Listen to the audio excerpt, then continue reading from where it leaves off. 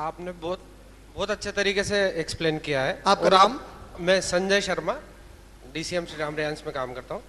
आपने सभी धर्मों का तुलनात्मक अध्ययन भी किया है, तो ऐसा कोई अध्ययन हुआ है कि इस धर्म के, चाहे हिंदू हो, मुस्लिम हो, क्रिश्चियन, धर्म ने समाज को हानि ज्यादा पहुंचाई है या लाभ ज्यादा पहुंचाया है? जी भाई। पहली चीज। दूसरा प्रश्न मेरा यह है कि एक इंसान होने के नाते हमारे ऊपर कोई थोपे क्यों कि मैं मुस्लिम बनूं या मैं क्रिश्चियन बनूं या हिंदू बनूं? दो प्रश्नों का उत्तर मैं आपसे चाहता हूं। जी भाई ने बहुत अच्छा सवाल किया है, बल्कि दो सवाल उन्होंने किए हैं। वो ये जानना चाहते हैं कि रिलीजन की वजह से नुकसान ज्यादा हुआ है या फायदा ज्यादा हुआ है, और दूसरी चीज वो ये जानना चाहते हैं कि कोई भी किसी पर भी ये जबरदस्ती क्यों करे कि वो मुसलमान बन जाए। आपका जहां तक पहला सवाल है, धर्म की वजह से नुकसान हुआ है या नफा हुआ है, जब कभी लोगों ने धर्म का गलत इस्तेमाल किया है नुकसान हुआ है, और जब प्रॉफेट मोहम्मद ने सही इस्तेमाल बताया तो पूरी दुनिया को फायदा पहुंचा। You believe me, John L Esposito is still Georgetown university of Washington DC में, he is the political advisor to the government of the USA and a research analyst on political and religious affairs of the world. उन्होंने एक किताब लिखी है, I don't remember the exact name of the book right now, उसके page number 35 पर वो लिखते हैं कि क्रिश्चियंस और ज्यूज जितने खुशहाल मुस्लिम रूल इन स्पेन में थे, इतने खुशहाल वो पूरी अपनी हिस्ट्री में कभी भी नहीं थे। इंडिया, ये हमारा मुल्क है इंडिया। आप जानते हैं आपके जो दादा परदादा और उनके परदादा थे होंगे, they were living under Muslim rule. 1000 साल मुसलमानों ने यहां हुकूमत की, but still we are in a minority. अगर जबरदस्ती हम करते मुसलमान हो जाने पे, India would have been a majority Muslim country today. Why it was not done? देखिए, there is a ground reality to a situation. 1000 साल हुकूमत की मुसलमानों ने, still we are in a minority. Reason, सूरह बकरा सूरह नंबर 2 आयत नंबर 256। अगेन मैं आपको बताता हूं, मैं वेद पढ़ता हूं, मैं बाइबल पढ़ता हूं। ये जो मैं स्टेटमेंट कुरान का बता रहा हूं, दुनिया की किसी भी धार्मिक बुक में ये स्टेटमेंट मौजूद नहीं है। What is the statement? Allah says in सूरह बकरा सूरह नंबर 2 आयत नंबर 256, ला इकराहा फिद्दीन, there is no compulsion in religion, you can not force anyone to become a मुस्लिम।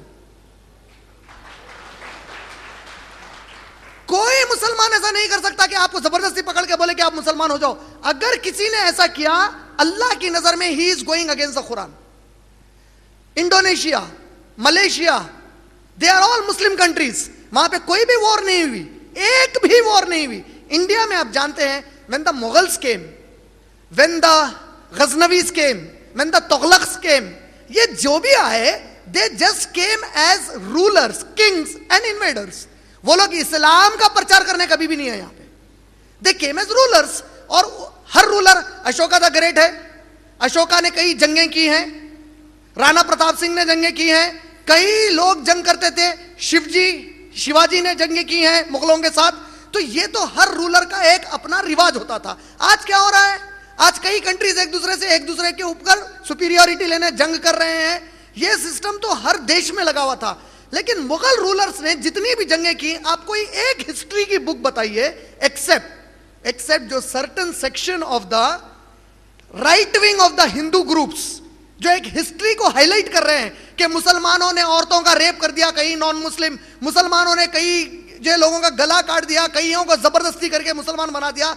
ये बेचारों को इतना भी नहीं समझ में आ रहा है कि अगर मुस्लिम्स ने ऐसा किया तो आज इंडिया में मेजॉरिटी में मुस्लिम्स होते थे। अकबर के दरबार में कितने लोग नॉन मुस्लिम्स थे जो उसके कोर्टियर्स थे। शाहजहां, जहांगीर, औरंगजेब के बारे में शायद आपको नहीं मालूम है, जितनी मंदिर इंडिया में औरंगजेब के पीरियड में बनी है, किसी और रूलर के पीरियड में इतनी मंदिर नहीं बनी। That is the factual history which many non Muslims do not know. Cow slaughtering issue बना हुआ है मुसलमानों का। आप जानते हैं, आप जिस एरिया में कोटा में रहते हैं, आपकी यहां की सबसे मशहूर रिवर कौन सी है? चंबल का एक्चुअल नेम क्या था? It was Charmanyavati. Why was it called चरमन्यावती?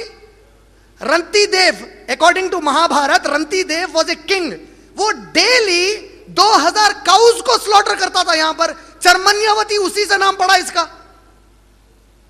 Mahabharat अनुशासन पर्व चैप्टर 88, भीष्म पिता से अर्जुन पूछते हैं कि ओ भीष्म पिता, अगर मैं अपने जो लोग मर चुके हैं फैमिली में, उनके सोल को रेस्ट करने के लिए कुछ करना चाहता हूं तो क्या करूं? भीष्म पिता अर्जुन को जवाब देते हैं कि ओ अर्जुन, अगर तुमने चावल और व्हील प्लाउ खिलाया तो उनकी रूहों को 1 महीने का आराम, खरगोश खिलाया 2 महीने, एक मखसूस परिंदा खिलाया 3 महीने, बकरी खिलाई 6 महीने, गाय खिलाया 1 साल।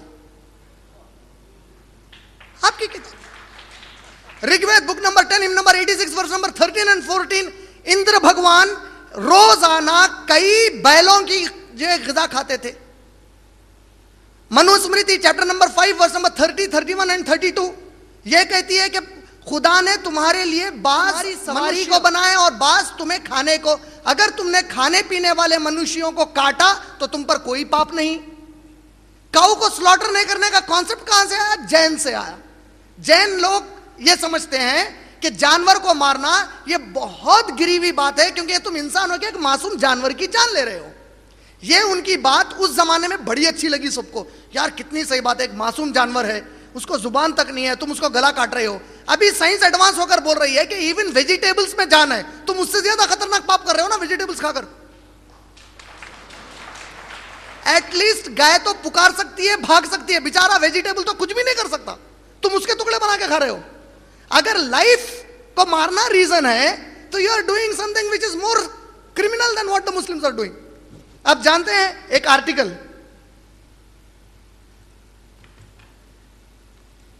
बताऊं,